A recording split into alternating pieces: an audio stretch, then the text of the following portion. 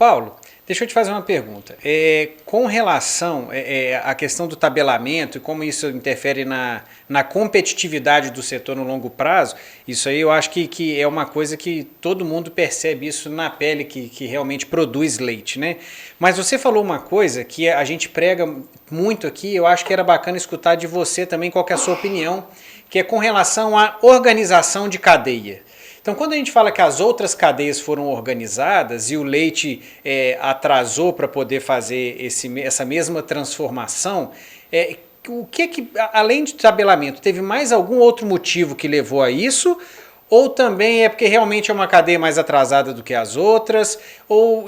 E também, como é que você vê essa organização podendo ser feita ao longo do tempo? Se a gente resolver hoje, vamos organizar a cadeia. Quem que você acha que tem que tomar a iniciativa dessa organização e como que isso deve ser feito em linhas gerais? Paulo, antes de você responder, deixa eu apimentar. Eu vou apimentar um pouquinho aqui, que você já responde completo. Por que dentro, ainda nessa linha de raciocínio, por que aconteceu a integração, por exemplo, né? É um tipo de organização em ave e suíno, isso não chegou em leite, né? A gente tem integração em fumo, tem integração na cadeia do tomate, e no leite a gente não vê ainda nenhum resquício disso, ou isso até pode ter tido alguma tentativa mais frustrada. Por que você acha que isso avança em outras cadeias e no leite não consegue avançar? Eu vou terminar com essa parte, que a pergunta é muito boa. Aliás, várias perguntas muito boas, eu não vou ver se eu consigo lembrar todas elas. Mas o ponto assim, que é relevante é que nos anos 80 nós não tínhamos cadeias produtivas no Brasil. Não tínhamos. Ao contrário, nos anos 80, você sabe como é que a gente comia frango? Frango só comia no domingo, tinha o refrigerante, que é esse aí que vocês estão pensando, tinha macarrão e frango. E aí no frango, lá em casa tinha 3 meninos, minha mãe tinha que escolher quem é que ia ficar com a moelinha, porque não tinha moelinha para os 3 filhos. Então, era um negócio complicado, né? Você comprava o frango na cidade, levava vivo para depenar. Era assim que fazia. E aí a faca não funcionava, esguichava sangue no terreiro. Eu estou falando dos anos 80. Então, nos anos 80 não tinha soja. Nos anos 80 não tinha uva tropical. Nos anos 80, nós não tínhamos animal adaptado no setor produtivo. Nós não tínhamos ovo em quantidade. Nós não tínhamos frango e laranja em quantidade. Não tinha nada em quantidade nos anos 80. E não tinha leite em quantidade também, não. Éramos um dos maiores importadores do mundo. Entre terceiro e quarto maior importador do mundo. Hoje nós somos terceiro e quarto maior produtor do mundo. Mudou. Então, isso é anos 80. Bom, o que faz a diferença? O governo tomou uma decisão 20 anos atrás, e aí tem um mérito de pessoas que, hoje, completando 50 anos, eles tiveram uma visão corajosa. Nunca ninguém teve coragem de tentar fazer produção de alimentos nos trópicos, o mundo não faz. O Brasil fez isso. Então foi uma opção de gente lá para fora, foi fazer mestrado, doutorado, chegou aqui, tentou fazer a mesma coisa que aprendeu lá fora, deu errado, mas alguns começaram a fazer adaptação, e aí quando um dá certo, paga a conta de todo mundo. Então nós começamos a estruturar as nossas cadeias produtivas. É exatamente nessa época que não dá para estruturar o leite por conta do tabelamento. Então, sabe quem que é responsável por o atraso do leite? A minha categoria, os economistas do governo na década de 80. Eles tiveram a visão de curto prazo, tabelaram o leite, e aí não permitiram que o leite crescesse. Nos outros produtos, não. Porque antigamente você tinha frango no Brasil inteiro, você tinha milho no Brasil inteiro, você tinha fumo em boa parte do Brasil, ou seja, você não tinha regionalização de produção. Bom, aí, quando esse pessoal começou a perceber que a produção ia ficar muito tecnificada, produtores que não foram competitivos saíram do leite, da soja, saíram do milho e foram para onde? Foram para o leite. É por isso que a Aurora, que não tinha... A Aurora é o quê? É uma empresa de proteína animal de animais, suinocultura e avicultura, cooperativa. Mas quem é o dono da cooperativa? São os produtores. Se os produtores resolvem ir para leite, a Aurora teve que ir.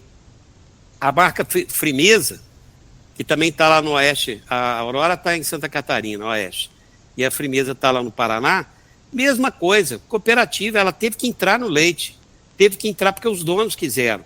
Então, o leite recebeu produtores que não foram competitivos em outras atividades. Alguns cresceram, outros não cresceram. E por que o leite aceitou esse pessoal?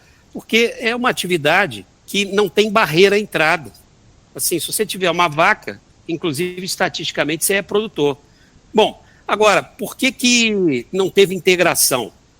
Porque no mundo inteiro não tem integração. Laticínio, no mundo inteiro, compra leite. Laticínio não entra dentro da propriedade. Por quê? Porque só as vacas valem mais do que os laticínios. As vacas dos produtores é uma atividade tão cara, tão capital intensiva. Eu não estou falando de terra, não estou falando de construção. Então, quem tentou fazer algo parecido? A Parmalat. A Parmalat comprou uma fábrica lá em Bom Conselho. A Parmalat, quando teve aqui a sua operação nacional, por volta de 2003, 2004, 2005, ela chegou a ter um projeto de entregar animal para o produtor, né? Mas aí você precisa de muito capital para fazer isso, muito capital. E com detalhe, você entrega a máquina, que é a vaca, para o produtor, e se ele não cuidar bem da máquina, a máquina morre ou produz menos. Então, porque não é só a vaca, né? Não é só a genética que faz a produção acontecer. Então, não foi possível fazer esse nível de organização. Como é que... E por outro lado também, isso é importante, se você não tem barreira ou pouca barreira à entrada de produtor, você não tem barreira à entrada de laticínio mesmo. Porque laticínio ainda tem a vantagem de você colocar o preço depois que você tem noção de como é que foram as suas vendas aqui no Brasil. Então você faz a conta de chegada e não a conta de saída. Então isso facilita você ter muito laticínio no Brasil, que também vai reduzir, e muito produtor no Brasil. Esse quadro traz uma dificuldade imensa para os líderes dos produtores. Tem que reconhecer, é muito difícil ser líder dos produtores no Brasil e é muito difícil ser líder dos laticínios no Brasil. Porque quando você vai falar em nome dos produtores, você está falando em nome de quem? São vários tipos de produtores. Quando você vai falar em nome dos laticínios, você vai falar em nome de quem? Então, isso acaba gerando diferentes sistemas de produção, diferentes raças na atividade, tudo acaba cabendo no leite. E como nós somos um país que ainda temos um crescimento potencial de leite a se revelar, a gente ainda tem condição de crescer pelo menos 100 litros por habitante ano, então nós temos um espaço em que cabe todo tipo de produtor, todo tipo de laticínio. É claro que é muito mais fácil você quebrar sendo laticinista. Por quê? Porque o que faz uma empresa quebrar não é dívida. O que faz uma empresa quebrar é caixa. Isso aí o Daniel sabe, que a gente conversava lá. Efeito tesoura. Como é que é? Efeito tesoura. Exato. Então, o laticínio, se ele não tem dinheiro em caixa, ele quebra. Então, vira e mexe, tem laticínio quebrando e até deixando o produtor na mão. O produtor, ele vai empobrecendo. Aí chega um dia que ele precisa repor um maquinário, ele não tem dinheiro para repor. Nós estamos tendo aqui uma grande transformação que começou ali na virada do milênio, então a gente já está com mais de 20 anos de transformação e fazendo uma mudança em que eu temo muito que produtores que sejam vocacionados, eles não têm oportunidade de continuar por falta de apoio.